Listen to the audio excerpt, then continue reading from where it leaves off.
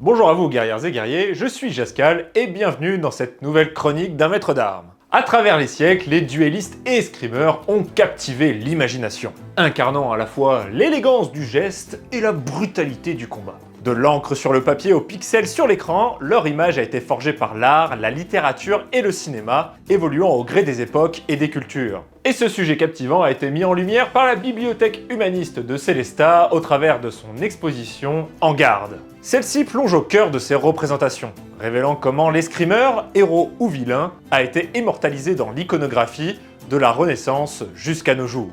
Mais déjà, laissez-moi vous présenter le bâtiment. La bibliothèque humaniste de Sélestat est un site culturel remarquable situé en Alsace. Elle abrite une collection exceptionnelle de manuscrits médiévaux, d'incunables et d'ouvrages imprimés datant de l'époque de la Renaissance. Cette bibliothèque est particulièrement connue pour les collections de Beatus Rhenanus, un érudit humaniste alsacien. La bibliothèque humaniste dévoile des trésors littéraires et scientifiques, illustrant l'évolution des idées et des savoirs au travers des siècles. La bibliothèque combine ainsi patrimoine historique et modernité, en étant à la fois un centre de conservation, d'études et de découvertes pour les visiteurs. Mais du coup, vous allez me dire, qu'est-ce qu'un lieu pareil peut en avoir à foutre des escrimeurs ? Eh bien, tout simplement parce que cette bibliothèque possède un document ô combien important et assez connu pour les pratiquants d'AMHE comme moi, un manuscrit du célèbre maître d'armes Joachim Meyer datant de 1570. Bon, je ne suis pas sûr d'avoir besoin de vous présenter le bonhomme si vous êtes habitué à la chaîne YouTube, mais un petit rappel au cas où.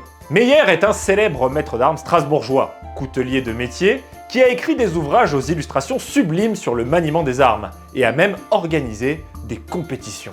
Et c'est justement parce que son ouvrage possède des illustrations exceptionnelles comme vous pouvez le voir maintenant, que la bibliothèque humaniste de Sélestat s'est intéressée à l'image et la représentation de l'escrimeur au cours des âges. Et laissez-moi donc vous présenter tout ça. Bon, évidemment, je ne vais pas vous présenter tout ce que présente l'exposition, donc si jamais ça vous intéresse, n'hésitez pas à passer à Sélestat, vous avez encore le temps pour aller la voir. Dans un premier temps, cette image de l'escrimeur, c'est dans les traités des maîtres d'armes qu'on va la découvrir.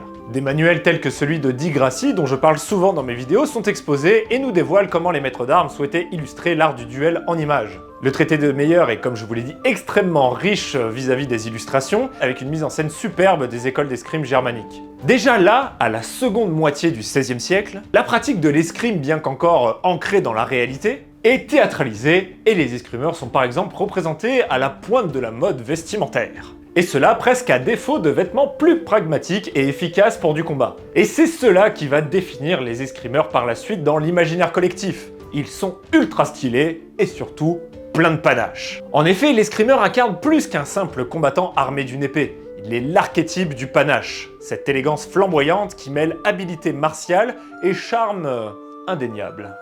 Dans l'imaginaire collectif, le duelliste n'est pas seulement un maître d'armes, mais aussi un virtuose des mots, aussi redoutable par sa verbe que par sa lame. Ce personnage, qui se distingue autant par son allure que par sa bravoure, traverse les âges avec une aura de noblesse et de charisme. L'imagerie du duelliste des gravures anciennes aux films contemporains a toujours mis en avant cette dualité.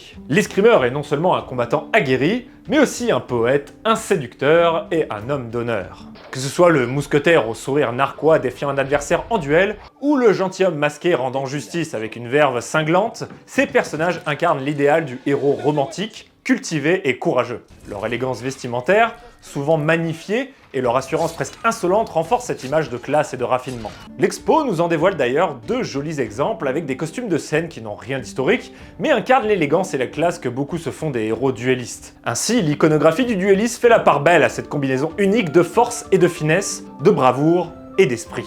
Il n'est pas seulement un symbole de maîtrise technique, mais aussi de maîtrise de soi, capable parfois de triompher sans avoir à utiliser son arme. Je ne peux pas évoquer cela sans citer les œuvres classico-classiques que sont Les Trois Mousquetaires, Le Bossu ou encore Cyrano de Bergerac. Mais dans un contexte plus contemporain, c'est via une petite séance de cinéma que l'expo En Garde nous dévoile cet aspect essentiel du duelliste, avec des films cultes comme Princess Bride, kitsch à souhait, mais toujours un régal à suivre. Car oui, l'escrime, avec son mélange unique de techniques précises et de grâces chorégraphiées, s'est tout naturellement imposé sur les planches des théâtres et des écrans de cinéma, devenant un élément central de nombreux récits dramatiques. Dès le XVIIe, les duels à l'épée étaient déjà un spectacle prisé du public, où l'élégance du geste et la tension dramatique se rejoignaient pour captiver les spectateurs, rendant l'escrime incontournable dans l'art théâtral. Au fil du temps, cette tradition a évolué, trouvant une place de choix au cinéma. L'escrime, par son esthétique spectaculaire, se prête idéalement au grand écran, où chaque coup d'épée devient un moment de suspense et de beauté visuelle. Des classiques de cap et d'épée comme Zorro au blockbuster moderne, les scènes de duel sont devenues des moments emblématiques où l'action se mêle à une sorte de ballet entre les protagonistes. Cette présence continue sur les planches ou les films souligne à quel point l'escrime est plus qu'un sport ou un art martial. C'est un langage visuel, un moyen d'exprimer des conflits internes, des passions et des idéaux, tout en offrant un spectacle d'une rare élégance. En conquérant le théâtre et le cinéma, les escrimeurs ont immortalisé cette discipline dans l'imaginaire collectif, transformant chaque duel en une danse mortelle où l'honneur, l'amour et le destin se jouent sur le fil de l'épée. On se rend compte encore une fois de tout cela durant la séance de cinéma dans l'expo, avec des extraits du Capitaine Fracasse, un grand classique des œuvres de cap et d'épée. Mais avec l'évolution des technologies et des formes de divertissement, les héros de cap et d'épée ont trouvé un nouveau terrain de jeu absolument parfait, les jeux vidéo.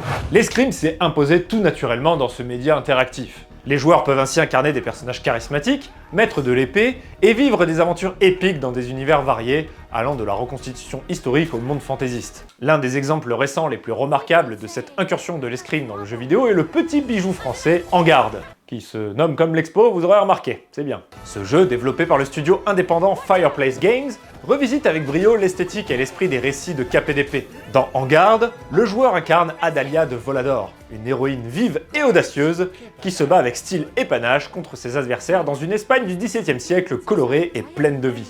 Le jeu se distingue par un système de combat dynamique qui met l'accent sur l'agilité, le timing et l'usage stratégique de l'environnement pour triompher des ennemis. Ce jeu ne se contente pas de recréer les duels à l'épée ou de proposer un gameplay qui change des autres jeux vidéo, il capte l'essence même du panache qui caractérise les escrimeurs. Et En Garde parvient à fusionner le style théâtral des combats d'escrime avec l'interactivité du jeu vidéo, offrant ainsi une expérience ludique à la fois intense et plaisante, tout en rendant hommage au récit classique de cap et d'épée. J'avais pu tester la démo sur Steam et j'en avais fait une vidéo sur la chaîne secondaire. Et l'exposition propose également de tester le jeu via 2 ordinateurs dans son expo. Je trouve personnellement que c'est une excellente idée, notamment pour capter le jeune public. Bon d'ailleurs c'est un peu trop efficace parce que j'ai même pas pu aller essayer le jeu, t'es toujours occupé par un gamin. Et l'expo a une idée que je trouve absolument géniale, c'est qu'en plus de nous parler de l'image de l'escrimeur, elle essaie de nous la faire vivre. En effet, la bibliothèque a eu l'idée de créer un jeu interactif où Joachim Meyer, la raison même de l'existence de cette expo, nous apprend à nous servir d'une épée longue.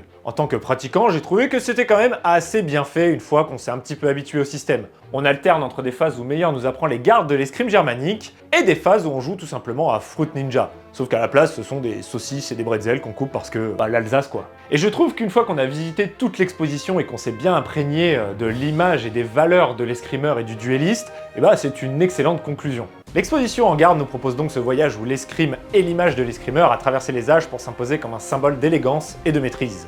Des duels historiques aux récits légendaires, elle a captivé l'imaginaire collectif, se métamorphosant au fil des siècles à travers la littérature, le théâtre, le cinéma et désormais les jeux vidéo. Si vous êtes de passage à Sélestat, juste en dessous de Strasbourg pour info, je vous invite fortement à vous arrêter à la bibliothèque humaniste. Déjà, leur expo permanente est passionnante et magnifique, avec pas mal d'écrans interactifs pour en apprendre plus sur par exemple les systèmes d'imprimerie à l'époque. Et l'expo temporaire est vraiment intéressante, avec en plus pas mal d'armes qui vient d'un certain bâtiment que vous connaissez bien qui s'appelle le musée de l'armée. Donc si vous êtes passionné d'armes, il y a de quoi vous faire plaisir. Et pour les pratiquants d'AMHE, là c'est un peu le paradis, hein. Il y a pas mal de traités d'armes, dont celui de Meyer, et même un modèle de fédère d'époque exposé. Donc en plus moi je l'ai déjà eu en main, je peux vous dire que c'est une sacrée expérience. En tout cas, j'espère que cette vidéo vous aura plu. Je remercie infiniment la bibliothèque humaniste de Sélestat de m'avoir fait confiance pour mettre en avant leur exposition, et j'espère que ça vous aura donné envie d'aller voir ça. Si vous voulez plus d'infos sur l'expo ou sur le bâtiment, je vous mets tous les liens possibles en description, n'hésitez pas à les lire, vous renseigner, et vraiment si vous êtes de passage en Alsace, foncez-y. Et sinon, vous connaissez la musique, n'hésitez pas à liker la vidéo, la partager sur les différents réseaux sociaux, c'est un des meilleurs soutiens que vous pouvez apporter à la chaîne YouTube.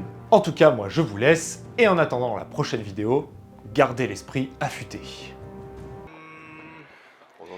Est-ce que vous saviez qu'il existait en Alsace la vraie côte d'un géant? Et pour l'avoir, il suffit de se rendre dans la ville de Sélestat, à la bibliothèque humaniste, et en fait, c'est dans la vitrine, et je sais plus tout ce que je raconte après. C'est pas grave, parce qu'après, voilà.